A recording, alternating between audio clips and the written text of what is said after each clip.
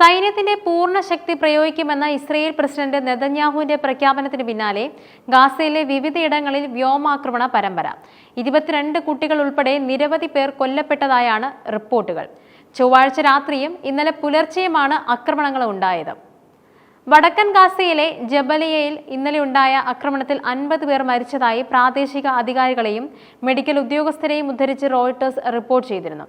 ഗാസയിലെ ഇറാനിയൻ പിന്തുണയുള്ള ഇസ്ലാമിക് ജിഹാദ് ഹമാസുമായി ചേർന്ന് റോക്കറ്റ് ആക്രമണം നടത്തിയതിന് മറുപടിയായാണ് ഗാസയിൽ ആക്രമണം നടത്തിയതെന്നാണ് ഇസ്രയേൽ അവകാശപ്പെടുന്നത്. ബെയ്റ്റ് ലാഹിയയിലും രൂക്ഷമായ മിസൈൽ ആക്രമണം ഉണ്ടായി. ആക്രമണങ്ങളെക്കുറിച്ച് പ്രതികരിക്കാൻ ഇസ്രയേൽ സൈന്യം വിസമ്മതിച്ചു. എന്നാൽ റോക്കറ്റ് ലോഞ്ചറുകൾ ഉൾപ്പെടെ ഹമാസിന്റെ അടിസ്ഥാന സൗകര്യങ്ങൾ പ്രദേശത്തുണ്ടെന്ന് ചൂണ്ടിക്കാട്ടി ജബലിയ നിവാസികൾക്ക് ഒഴിപ്പിക്കൽ ഉത്തരവ് നൽകിയിരുന്നു. ഹമാസിനെതിരായ സൈനിക സമ്മർദ്ദം വർദ്ധിപ്പിക്കുമെന്ന് നെതന്യാഹു മുന്നറിയിപ്പ് നൽകിയിരുന്നു. ഓപ്പറേഷൻ പൂർത്തിയാക്കാൻ പൂർണ്ണ ശക്തിയോടെ മുന്നോട്ടു പോകുമെന്നും ചൊവ്വാഴ്ച പുറത്തിറക്കിയ പ്രസ്താവനയിൽ നെതന്യാഹു പറഞ്ഞു. ഹമാസ് നശിപ്പിക്കപ്പെട്ടാൽ മാത്രമേ ഗാസയിലെ യുദ്ധം അവസാനിപ്പിച്ചതായി കണക്കാക്കുമെന്നാണ് പ്രധാനമന്ത്രിയുടെ നിലപാട്. താൽക്കാലിക വെടിനിർത്തൽ സംഭവിച്ചാലും യുദ്ധം നിർത്തുന്ന ഒരു സാഹചര്യവും ഉണ്ടാകില്ലെന്നും നെതന്യാഹു വ്യക്തമാക്കി.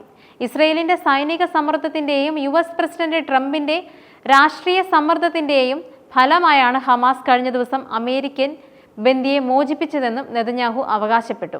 ഡൊണാൾഡ് ട്രംപിന്റെ പശ്ചിമേഷ്യൻ സന്ദർശനത്തിനിടെയാണ് ഗാസയിൽ പുതിയ ആക്രമണ പരമ്പര ആരംഭിച്ചത്. ട്രംപിന്റെ മിഡിൽ ഈസ്റ്റ് സന്ദർശനം ഒരു വെടിനിർത്തൽ കരാറിന് വഴിയൊരുക്കുമെന്ന ഗാസയ്ക്ക് മേലുള്ള ഉപരോധം പിൻവലിക്കുമെന്നോ ഉള്ള പ്രതീക്ഷയ്ക്കും മങ്ങലേറ്റു. ഇസ്രായേൽ ആക്രമണത്തിൽ 52,800-ലധികം പലസ്തീനികൾ കൊല്ലപ്പെട്ടതായാണ് കണക്ക്. അവരിൽ പലരും സ്ത്രീകളും കുട്ടികളുമാണെന്ന് ഗാസ ആരോഗ്യ മന്ത്രാലയം പറയുന്നുണ്ട്. അതോടൊപ്പം ഗാസ മുനമ്പിൽ ഇസ്രയേൽ നടത്തിയ വ്യോമാക്രമണത്തിൽ പലസ്തീൻ മാധ്യമ പ്രവർത്തകൻ ഹസൻ അസിഫ് കൊല്ലപ്പെട്ടു. ഹമാസുമായി സഹകരിച്ച് പ്രവർത്തിക്കുന്നുണ്ടെന്ന് ആരോപിച്ച് നേരത്തെ അസ്ലിഹിന് നേരെ ആക്രമണം ഉണ്ടായിരുന്നു. ചികിത്സയിൽ കഴിയവെയാണ് മരണം സംഭവിച്ചത്. ഖാൻ യൂനിസിലെ നാസർ ആശുപത്രിക്ക് നേരെയാണ് ഇസ്രയേൽ ആക്രമണം നടത്തിയത്. ഏപ്രിൽ ഇതേ ആശുപത്രിയിലുണ്ടായ വ്യോമാക്രമണത്തിൽ നിന്നും അസ്ലിഹ് പരുക്കുകളോടെ രക്ഷപ്പെടുകയായിരുന്നു. ഈ ആക്രമണത്തിൽ അസ്ലിഹിന്റെ സഹപ്രവർത്തകൻ ഹെൽമി അൽ ഫക്കാവി കൊല്ലപ്പെടുകയും മറ്റ് നിരവധി പത്രപ്രവർത്തകർക്ക് പരിക്കേൽക്കുകയും ചെയ്തു. ആശുപത്രിയെ ലക്ഷ്യം വെച്ച് 9 മിസൈലുകളാണ് തൊടുത്തത്. ആക്രമണത്തിൽ അസ്ലിഹ് ഉൾപ്പെടെ 6 പേർ കൊല്ലപ്പെടുകയും 40 പേർക്ക് പരിക്കേൽക്കുകയും ചെയ്തു. ഹമാസ് 2023 ഒക്ടോബർ 7-ന് നടത്തിയ ആക്രമണത്തിൽ അസ്ലിഹ് പങ്കാളിയാണെന്നാണ് ഇസ്രയേലിന്റെ ആരോപണം. ഹമാസിന്റെ ഇസ്രയേലിലേക്കുള്ള ആക്രമണത്തിനിടെ നടന്ന കൊള്ള, തീവയ്പ്, കൊലപാതകം എന്നിവയുടെ ദൃശ്യങ്ങൾ പകർത്തിയ അസ്ലിഹ് അത് സമൂഹ മാധ്യമങ്ങളിൽ പങ്കുവച്ചതായും ഇസ്രയേൽ ആരോപിക്കുന്നുണ്ട്.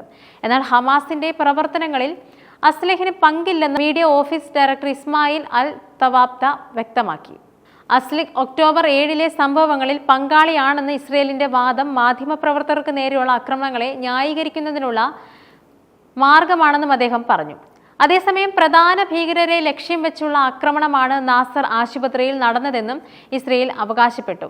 ഹമാസിന്റെ കമാൻഡ് കൺട്രോൾ സെന്ററുകൾ പ്രവർത്തിക്കുന്നുണ്ടെന്ന് ചൂണ്ടിക്കാട്ടി ഗാസയിലെ ആശുപത്രികൾക്കെതിരെ നിരവധി ആക്രമണങ്ങളാണ് ഇസ്രയേൽ നടത്തുന്നത്.